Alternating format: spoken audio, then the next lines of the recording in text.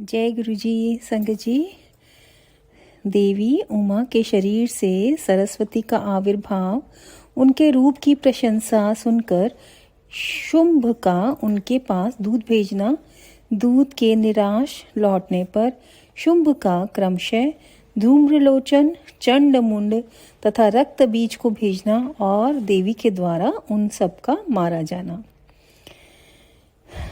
शुरू करते हैं। ऋषि कहते हैं, पूर्व काल में शुंभ और निशुंभ नाम के दो प्रतापी दैत्य थे जो आपस में भाई भाई थे। उन दोनों ने चराचर प्राणियों सहित समस्त त्रिलोकी के राज्य पर बलपूर्वक आक्रमण किया। उनसे पीड़ित हुए देवताओं ने हिमालय पर्वत की शरण ली और संपूर्ण अभीष्टों को देने वाली सर्वभूत जननी देवी उमा का स्तवन किया।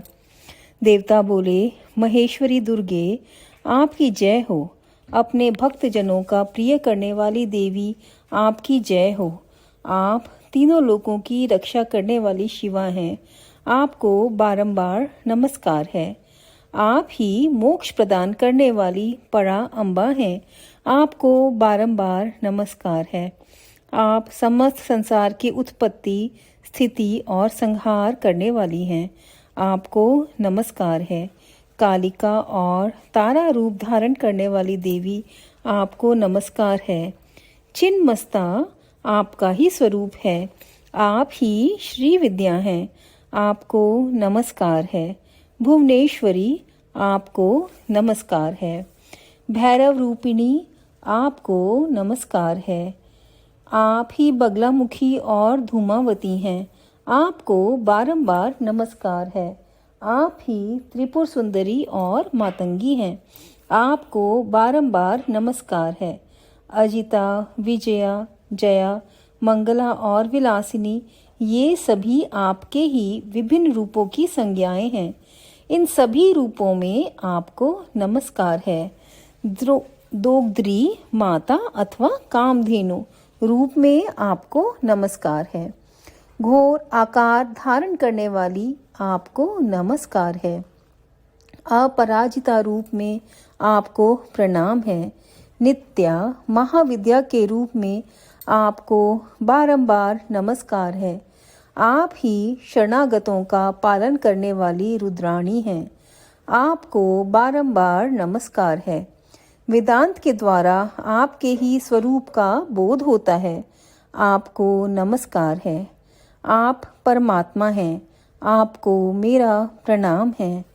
अनंत कोटि ब्रह्मांडों का संचालन करने वाली आप जगदम्बा को बारंबार नमस्कार है। यहाँ पर एक श्लोक आ रहा है संगत जी, वो पढ़ देती हूँ। देवा ऊचुः जय दुर्गे महेशानी जयात्मीय यजन प्रिये त्रैलोक्य त्राण कारिण्यै शिवायै ते नमो नमः।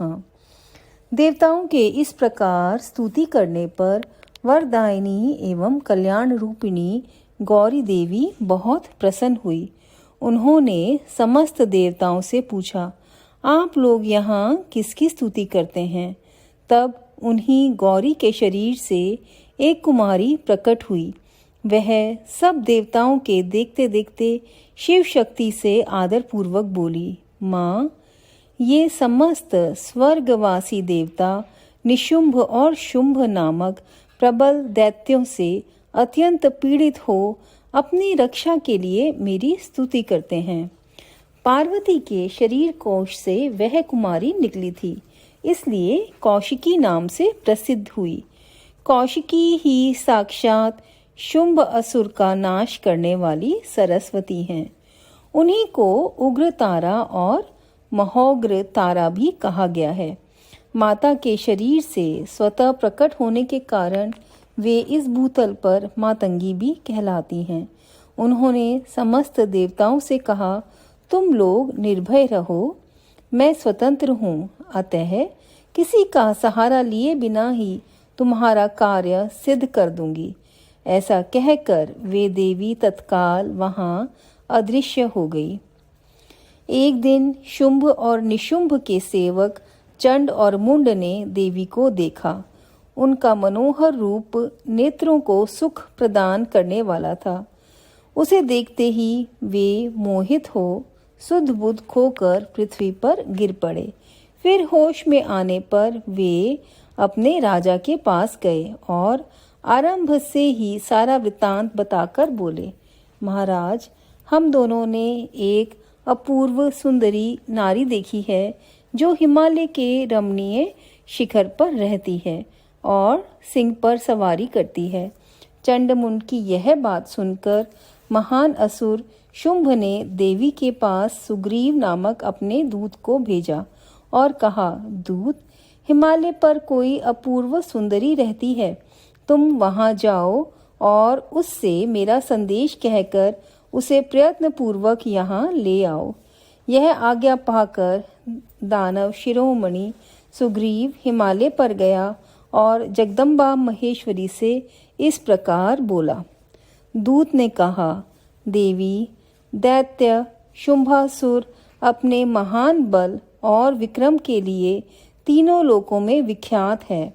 उसका छोटा भाई निशुंभ भी वैसा ही है। शुंभ ने मुझे तुम्हारे पास दूत बनाकर भेजा है, इसलिए मैं यहाँ आया हूँ। सुरेश्वरी, उसने जो संदेश दिया है उसे इस समय सुनो। मैंने स्मरांगण में इंद्र आदि देवताओं को जीतकर उनके समस्त रत्नों का अपहरण कर लिया है। यज्ञ में देवता आदि के दिए हुए देव भाग का मैं स्वयं ही उपभोग करता हूँ। मैं मानता हूँ कि तुम स्त्रियों में रत्न हो, सब रत्नों के ऊपर स्थित हो, इसलिए तुम काम जनित रस के साथ मुझको अथवा मेरे भाई को अंगीकार करो। यहाँ पर संगत जी एक कुछ लाइन संस्कृत में दी हुई हैं श्लोक के रूप में, जो कि जगदम्बा माँ की नमस्ते की स्तुति है, तो वो पढ़ देती हूँ। नमो मुक्ति प्रदायिन्यै पराम्बायै नमो नमः।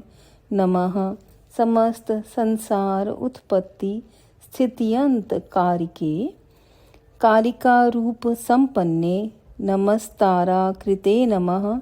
छिन्नम स्तास्वरूपाय श्री विद्याय नमोस्तुते। भुवनेशी नमस्तुभ्यं नमस्ते भैरवाकृते। नमोस्तु बगलामुख्यै धूमावत्यै नमो नमः। नमस्त्रिपुर सुंदर्ये मातंग्ये ते नमो नमः। अजिताये नमस्तुभ्यं विजयाय नमो नमः। ज्याये मंगलाय ते विलासिन्यै नमो नमः। दोघ्री रूपे नमस्तुभ्यं नमो घोराकृते अस्तुते। नमो अपराजिताकारे नित्याकारे नमो नमः। शरणागत पालिन्यै रुद्रान्य ते नमो नमः। नमो वेदांत विद्याय नमस्ते परमात्मने अनंत कोटि ब्रह्मांड नायिकाय नमो नमः।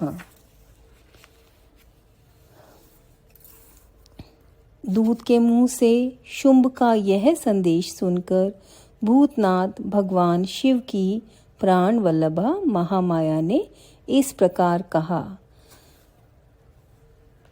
देवी बोली, दूत, तुम सच कहते हो, तुम्हारे कथन में थोड़ा सा भी असत्य नहीं है, परंतु मैंने पहले से एक प्रतिज्ञा कर रखी है, उसे सुनो। जो मेरा घमंड चूर कर दे, जो मुझे युद्ध में जीत ले, उसी को मैं पति बना सकती हूँ, दूसरे को नहीं। यह मेरी अटल प्रतिज्ञा है, इसलिए तुम शुंभ और निशुंभ को मेरी यह प्रतिज्ञा बता दो, फिर इस विषय में जैसा उचित हो वैसा वे करें। देवी की यह बात सुनकर दानव सुग्रीव लौट गया। वहां जाकर उसने विस्तार पूर्वक राजा को सब बातें बताई। दूत की बात सुनकर उग्र शासन करने वाला शुंभ कुपित हो उठा और बलवानों में श्रेष्ठ सेनापति धूम्राक्ष से बोला, धूम्राक्ष, हिमालय पर कोई सुंदरी रहती है, तुम शीघ्र वहां जाकर जैसे भी वह यहाँ आए उसी तरह उसे ले आओ। असुर प्रवर, उसे लाने में तुम्हें भय नहीं मानना चाहिए। यदि वह युद्ध करना चाहे तो तुम्हें प्रयत्नपूर्वक उसके साथ युद्ध भी करना चाहिए। शुंभ की ऐसी आज्ञा पाकर दैत्य धूम्रलोचन हिमालय पर गया और उमा के अंश से प्रकट हुई भगवती भुवनेश्वरी से कहा, नितंबिनी, मेरे स्वामी के पास चलो, नहीं तो तुम्हें मरवा डालूंगा। मेरे साथ 60,000 असुरों की सेना है। देवी बोली, वीर, तुम्हें दैत्यराज ने भेजा है। यदि तुम मुझे मार ही डालोगे तो क्या करूंगी, परंतु युद्ध के बिना मेरा वहां जाना असंभव है। मेरी ऐसी ही मान्यता है। देवी के ऐसा कहने पर दानव धूम्रलोचन उन्हें पकड़ने के लिए दौड़ा, परंतु महेश्वरी ने हूं के उच्चारण मात्र से उसको भस्म कर दिया। तभी से वे देवी इस भूतल पर धूमावती कहलाने लगी। उनकी आराधना करने पर वे अपने भक्तों के शत्रुओं का संहार कर डालती हैं। धूम्राक्ष के मारे जाने पर अत्यंत कुपित हो देवी के वाहन सिंह ने उसके साथ आए हुए समस्त असुरगणों को चबा डाला। जो मरने से बचे वे भाग खड़े हुए। इस प्रकार देवी ने दैत्य धूम्रलोचन को मार डाला। इस समाचार को सुनकर प्रतापी शुंभ ने बड़ा क्रोध किया। वह अपने दोनों होठों को दांत से दबाकर रह गया। उसने क्रमशः चंड, मुंड तथा रक्त बीज नामक असुरों को भेजा। आज्ञा पाकर वे दैत्य उस स्थान पर गए जहाँ देवी विराजमान थी। अणिमा आदि सिद्धियों से सेवित तथा अपनी प्रभा से संपूर्ण दिशाओं को प्रकाशित करती हुई भगवती सिंहवाहिनी को देखकर वे श्रेष्ठ दानव वीर बोले, देवी, तुम शीघ्र ही शुंभ और निशुंभ के पास चलो, अन्यथा तुम्हें गण और वाहन सहित मरवा डालेंगे। वामे, शुंभ को अपना पति बना लो। लोकपाल आदि भी उनकी स्तुति करते हैं। शुंभ को पति बना लेने पर तुम्हें उस महान आनंद की प्राप्ति होगी जो देवताओं के लिए भी दुर्लभ है। उनकी ऐसी बात सुनकर परमेश्वरी अम्बा मुस्कुराकर सरस मधुर वाणी में बोली। देवी ने कहा, अद्वितीय महेश्वर परब्रह्म परमात्मा सर्वत्र विराजमान हैं, जो सदाशिव कहलाते हैं। वेद भी उनके तत्व को नहीं जानते, फिर विष्णु आदि की तो बात ही क्या है। उन्हीं सदाशिव की मैं सूक्ष्म प्रकृति हूँ, फिर दूसरे को पति कैसे बना सकती हूँ। सिंहनी कितनी ही कामातुर क्यों ना हो जाए, वह गीदड़ को कभी अपना पति नहीं बनाएगी। हथिनी गधे को और बाघिनी खरगोश को नहीं वरेगी। दैत्यों, तुम सब लोग झूठ बोलते हो, क्योंकि काल रूपी सर्प के फंदे में फंसे हुए हो। तुम या तो पाताल को लौट जाओ या शक्ति हो तो युद्ध करो। देवी का यह क्रोध पैदा करने वाला वचन सुनकर वे दैत्य बोले, हम लोग अपने मन में तुम्हें अबला समझकर मार नहीं रहे थे, परंतु यदि तुम्हारे मन में युद्ध की ही इच्छा है तो सिंह पर सुस्थिर होकर बैठ जाओ और युद्ध के लिए आगे बढ़ो। इस तरह वाद विवाद करते हुए उनमें कलह बढ़ गया और स्मरांगण में दोनों दलों पर तीखे बाणों की वर्षा होने लगी। इस तरह उनके साथ लीलापूर्वक युद्ध करके परमेश्वरी ने चंडमुंड सहित महान असुर रक्त बीज को मार डाला। वे दैववेरी असुर द्वेष बुद्धि करके आए थे, तो भी अंत में उन्हें उस उत्तम लोक की प्राप्ति हुई जिसमें देवी के भक्त जाते हैं। यहाँ पर अध्याय 47 समाप्त होता है संगत जी। और किस तरह से यहाँ पर माँ भगवती का बहुत ही सुंदर वर्णन किया गया है। ये दुर्गा सप्तशती में सारी चीज़ें आती हैं और ये शिव पुराण में उमा संहिता में भी वही बातें वो बता रहे हैं जो दुर्गा सप्तशती में आती हैं।